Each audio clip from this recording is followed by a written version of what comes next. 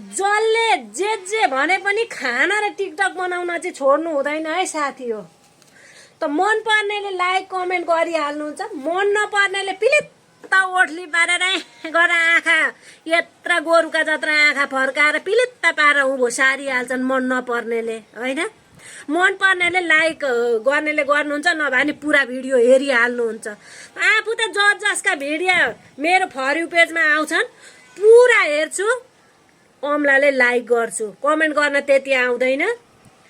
अनि जसका भिडियो मैले पुरा फुल वाच गरेर हेरेकी छु उहाँहरुकोमा त मेरो भिडियो अवश्य जान्छ। टिकटकको नियमै हो, जसका भिडियो पुरा हेर्छु हेरो नि उसको भिडियो त फर यू पेजमा कुद्दछ हेर्नु।